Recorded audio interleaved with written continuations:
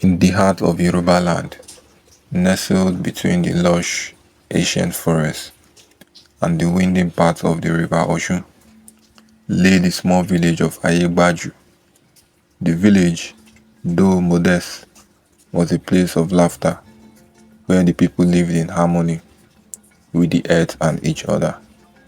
But like every village, Ayegbaju had its secrets, secrets buried in the rich soil, whispered in the wind, and passed down through the generations.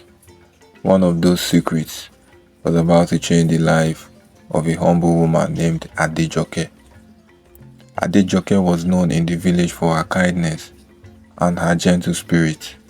She and her husband, Oluwole, lived in a small mud house on the outskirts of Ayegbaju, where they tended to a modest farm. Though they did not have much in terms of wealth, they had each other, and that was enough for them. Each day, Adejoke would rise with the sun, her hands already busy with the taxing of gathering herbs and tending to the plants that grew wild at the edge of the forest.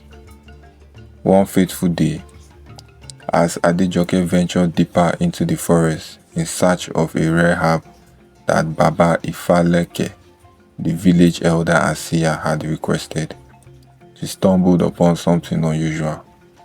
As she pushed aside a thick tangle of vines, her eyes caught the glint of something buried in the earth.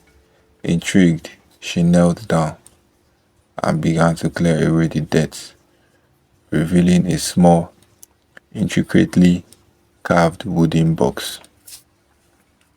The box was unlike anything Adejoke had ever seen. It was covered in strange symbols, ancient Yoruba markings that seemed to pulse with a faint light.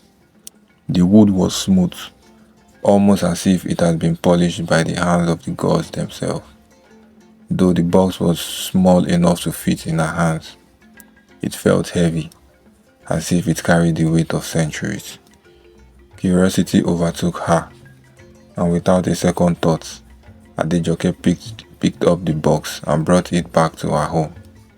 When she showed it to Oluwole that evening, he too was captivated by its beauty. "This box," Oluwole said, running his finger over the carvings. "It must be worth something, Adejoke. Perhaps it is a gift from the gods themselves." But Adejoke was more cautious. "We do not know where it came from," she replied. "Baba Ifaleke might know what it is. We should seek his counsel." Reluctantly, Oluwole agreed, and the next morning, they made their way to Baba Ifaleke's compound. The old seer lived at the very edge of the village, in a hut filled with the scent of herbs and the sound of wind chimes. Baba Ifaleke was a man of wisdom, revered by the villagers for his knowledge of the spiritual world and his ability to see what others could not. When Adejoke and Oluwole presented the box to Baba Ifaleke, his eyes widened in recognition, and for a moment, a shadow crossed his face. He took the box from them with trembling hands and examined it closely. "This is not an ordinary box," Baba Ifaleke said in a voice that was barely above a whisper. "It is the Inwi Igberaga, the box of wealth. It is said that this box was created by the spirits to test the hearts of men. It has the power to grant great riches to those who possess it, but it also carries a terrible curse. Those who misuse its power will bring doom upon themselves and all who are around them." Adejoke felt a chill run down her spine. "What should we do with it, Baba?" she asked. Baba Ifaleke looked at her with grave eyes. "Leave it where you found it. The box belongs to the spirits. It was buried for a reason, and to take it is to invite its curse into your home." But Oluwole, who had been silent until now, spoke up. "Baba, We are poor. We struggle to feed ourselves each day. If this box can bring us wealth, why should we not use it? Perhaps we can use this power for good to help our village."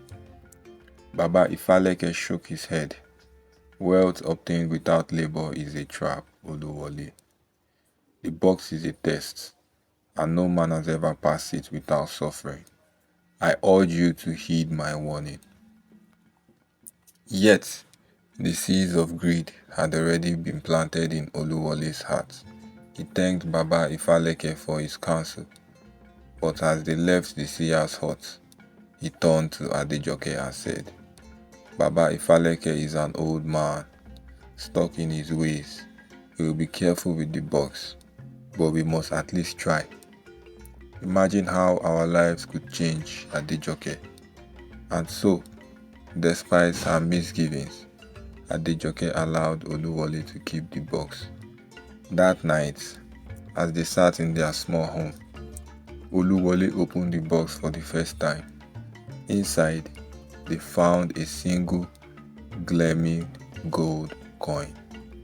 As soon as Oluwole touched it, the box began to hum with an erring energy, and before his eyes, another coin appeared in its place. Oluwole's eyes sparkled with excitement. "Do you see, Adejoke? The box gives wealth. We must be careful not to abuse its power, but with this, we can finally live without worry." At first, they were cautious. They used the coins sparingly, buying only what they needed and sharing some of their newfound wealth with their neighbors. But as time passed, the temptation to use the box more frequently grew. Oluwole began to desire more land, more cattle, more luxury. He started using the box daily, drawing out coin after coin, until their home was filled with treasures. The villagers noticed the sudden change in Adejoke and Oluwole's fortunes. Whispers began to spread, and soon the news reached the ears of Oba Adewale, the king of Ayegbaju. Oba Adewale was a man of immense power, but his greed knew no bounds. When he heard of the magic box, he summoned Oluwole to his palace. "Oluwole," the king said, his voice smooth and commanding, "I have heard of your recent success. It seems the gods have smiled upon you. But tell me, how is it that you have amassed such wealth so quickly?" Oluwole, fearing the king's wrath, tried to hide the truth, but Oba Adewale was not easily deceived. With a sly smile, the king leaned in closer. "Do not think you can keep secrets from your king, Oluwole. I know of the box. Hand it over, and I will reward you handsomely. Refuse, and you shall face the consequences." Terrified, Oluwole had no choice but to give the box to Oba Adewale. The king, overjoyed by his acquisition, began to use the box relentlessly, drawing out wealth far beyond what was needed. But as Baba Ifalake had warned, the misuse of the box's power soon unleashed its curse upon the village. The crops in Ayegbaju began to wither, and the river quickly murky and foul. A strange sickness spread among the people, and no remedy seemed to work. The once happy village was now plagued by despair and fear, and Oba Adewale, blinded by his greed, could not see that his actions were the cause. Desperate, Adejoke sought out Baba Ifalake once more. She told him everything that had happened, and the old seer sighed heavily. "The curse has been unleashed," he said. "There is only one way to stop it now. The box must be returned to the spirits, but it will require a sacrifice, one made of love and selfishness." Adejoke knew what she had to do. She returned home and told Oluwole of Baba Ifaleke's words. "We must return the box," she said, "and I must be the one to offer myself as the sacrifice." Oluwole was horrified. "No, Adejoke, I cannot let you do this. There must be another way." But Adejoke was resolute. "The village is suffering because of our greed, Oluwole. We must make this right. I will go to the forest and I will return the box to where I found it." With a heavy heart, Oluwole agreed. That night, as the moon hung full in the sky, Adejoke made her way to the forest. She carried the box in her hands, and as she walked, the trees seemed to whisper around her, urging her forward. When she reached the spot where she had first found the box, Adejoke knelt down and placed it back into the earth, closing her eyes. She spoke to the spirits. "I offer myself in exchange for the peace of my village. Take me and lift the curse." As she finished speaking, a soft light began to glow from the ground beneath her. The box slowly sank into the earth, disappearing from sight, and Adejoke felt a warmth envelop her. The spirits had accepted her sacrifice. The next morning, the village awoke to find that the sickness had lifted, the crops were beginning to recover, and the river was once again clear. But Adejoke was gone. Oluwole, heartbroken but grateful for her bravery, knew that she had saved them all.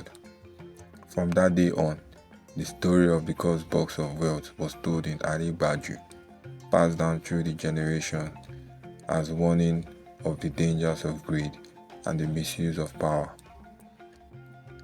Adejoke's name was spoken with reverence, and her sacrifice became a symbol of the love and selflessness that should guide the hearts of all who lived in the village.